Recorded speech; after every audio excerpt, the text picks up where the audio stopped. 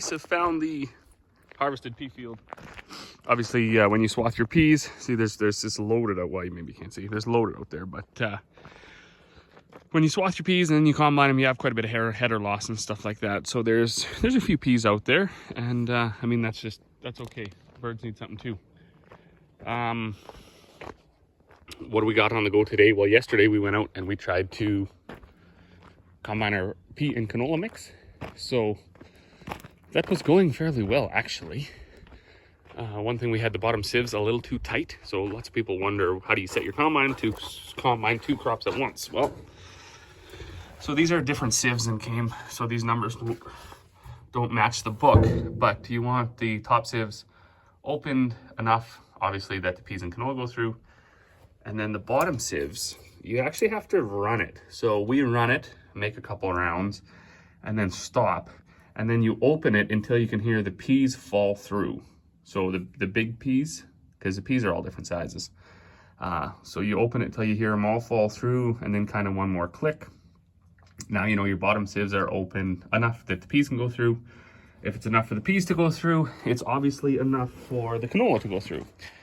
Fan speed, that you want to look at your chart. I think it said 700 for canola, so we run it at about 800.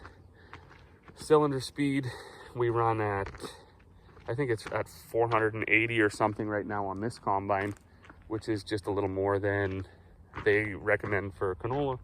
And concave spacing, they think they wanted about 26. So these numbers really don't correlate to any measurement, they're just numbers. So they wanted about 26, and I'm running about 30. So you can imagine if you go to 26, you're potentially going to break the peas, and you're going to have peas returning over your bottom sieves as well, going back up through the cylinder again. That's just the nature of the beast, because the sieves are set so tight that they're not always going to find a spot to fall down, so they go around and they go around one more time. If you have your cylinder closed up too much, you're going to break the peas. Our peas right now are about 11, and our canola is about 9 in moisture. So we made a few rounds yesterday, and this is the trickiest crop basically to set your combine to, and it's because it's 2 crops. So I'll just climb up here, and this is effectively what we ended up with. So you can see you got lots of canola in here, and lots of peas. Now there are some split ones because, like I say, this is only, that's all we combine, right? This is a single axle truck. We combine like 1.5 hoppers to try to get everything set out or set right, and that's what you end up with. Quite a cool way to do it. Now I'll make a couple videos on this when we start to go to unload the combines, when we start to unload the trucks. All the canola and the peas, it virtually silences all the machinery because the canola gives way a little bit. Some of the canola actually crushes and some of the oil comes out, so the peas get really slippery and shiny. Very easy on your machinery. The only reason we had to stop yesterday was actually some equipment malfunctions. So we had this bowl was leaking, so we just got a new filter, new bowl. I don't know if we could. I don't know why it leaked. Anyways, there was a big puddle of diesel fuel right here yesterday when we fired it up, so that was no good. And then we went out, and I heard some moaning and groaning and growling, and it wasn't working so well. And then at one point, boom, the header stopped altogether, and it's not plugged, it just stopped. When we got looking, this metal guard that holds your chain on, this is still the style header. It has a chain coupler, not a drive shaft PTO style hookup. So chain had come off, wrecked this coupler, and then Dad was looking in here at the slip clutch, and 2 bolts were missing. So we ran into town, got these parts, replaced all this stuff, and then put the bolts in the slip clutch. So it should be ready to roll today. And other than that, it's all greased up and ready to roll. So all very cool stuff. I'll try to get some combining video today as well.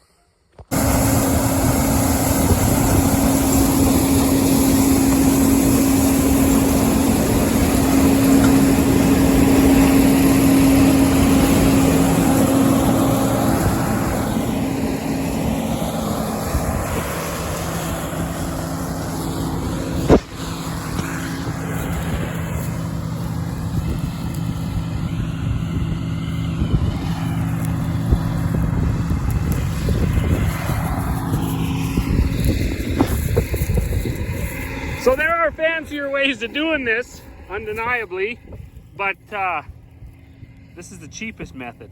So what we do here is I just fire this. Actually, it's just a floor mat.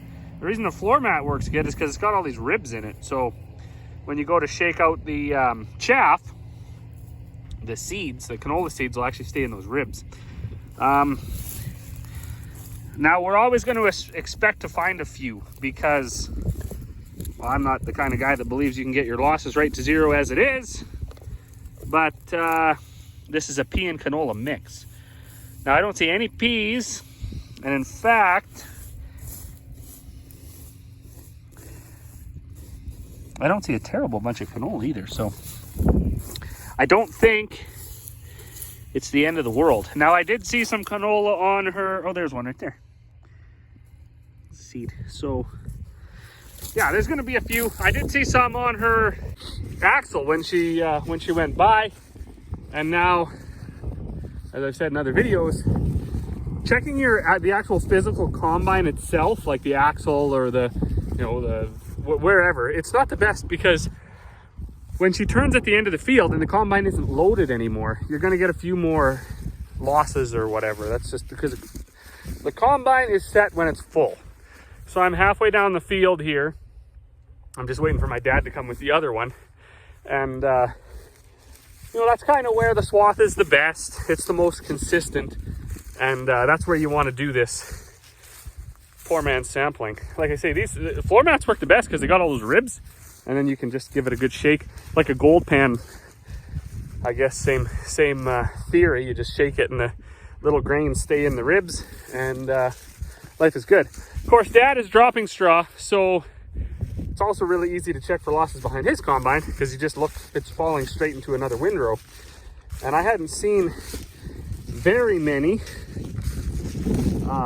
But when you're running in a crop that's like 30 bushel or less, you want to get everything, right? We don't want any. The other thing I noticed, there's actually the odd unthrashed canola. So that's another problem with the pea and canola mix. If you close up your concaves enough to thrash all the canola, you'll crush the peas, because the peas are very dry. So this is by far the hardest crop we set combines to.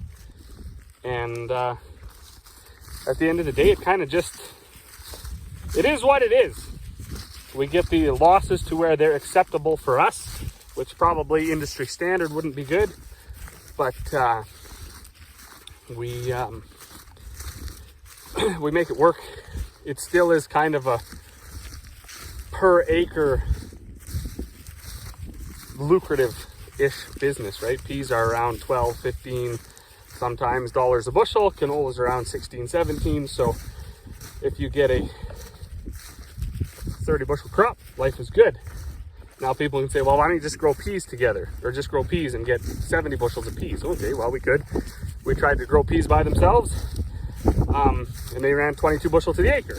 Well, why don't you just grow canola by itself and raise a 70 bushel crop? Well, I don't even believe up here you can get a 70 bushel crop. Certainly not year in, year out. So best we can ever expect on our farm is right around that 50, usually just a little less than 50. And we got several fields of canola on their own. There's one just half a mile south over here, and it's probably going to be a 20 bushel crop by itself. So if we can get a 25, 30 bushel crop of peas and canola mix, it's you're splitting hairs. It's a little extra work as far as separating it goes, but this is coming off dry. The peas are about 11, and the canola is like 9.2 or 5 or something like that. I'll do a sample when I get back to the yard, but it's actually pretty good. So it'll go straight in the bin. We'll probably most likely set up our separator this winter, auger it straight out of those bins straight to the separator. The canola will go to the elevator. I crushed it yesterday. It's not there's no grain in it, and the peas will either go into livestock feed or they'll go in a container over to Asia. So I got a little bit behind here. It actually started running pretty good where they were. I didn't get a chance to film the testing them, but it's pretty simple. We have just the center those dockage screens for canola. So the big one, and then it's got that 0.56 or whatever it is, and then a blank on the bottom, those 3-tiered dockage screens. I dump a coffee can of this mix on top. Obviously the peas stay above it, the canola stays on the middle one, and then the dockage goes through. But when it unloads, that's what you end up with.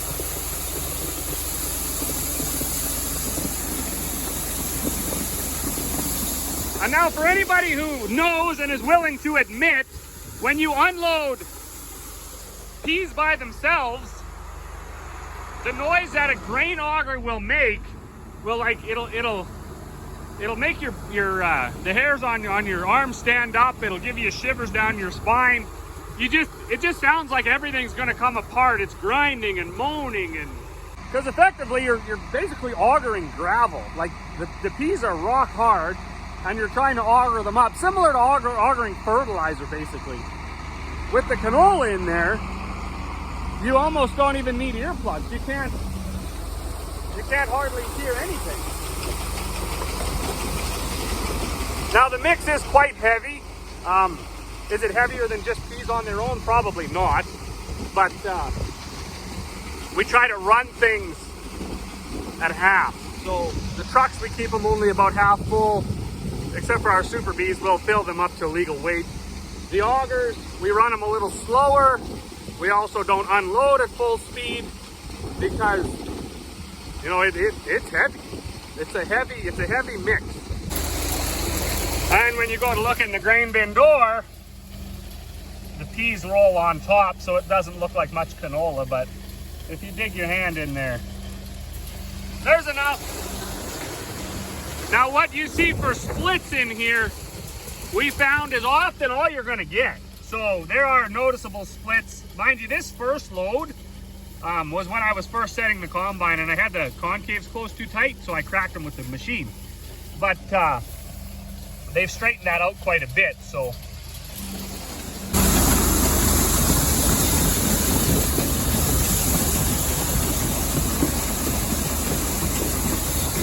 So that's about all the splits that you're gonna get. And when it comes to pods, now that's a pretty clean sample, and I don't really care who you are, unless you're just one of those boneheads who has to say something about everything. I hauled enough custom grain to the seed plants. I hauled enough of my own grain to the seed plants. Talked to seed plant operators, talked to other people. There is a ton of producers that combine peas that end up with a whole bunch more trash than what you just saw there. So there's a bit of trash. There's some pods, canola pods, some pea pods. A little more than a guy would normally like. Of course, well within acceptable, because like I say, guys that just combine their peas, everybody's scared to put wind to it, so they have, some guys have lots of pods. We're gonna clean this separated anyways. All those pods will blow out during that process. So we don't worry too much about it. And the one reason a guy does keep the pods in the back of your mind is they're often high moisture, and if they collect on the outside of the bin, that spot often will mold or start to have mildew rot on it. So that's something you want to pay attention to if you're having too many pods. But like I said, that's not very much trash. Trash always flows to the center when you unload, so that you just see it all, right? The canola, I think, was 8.6. The peas are 11. So that's well within.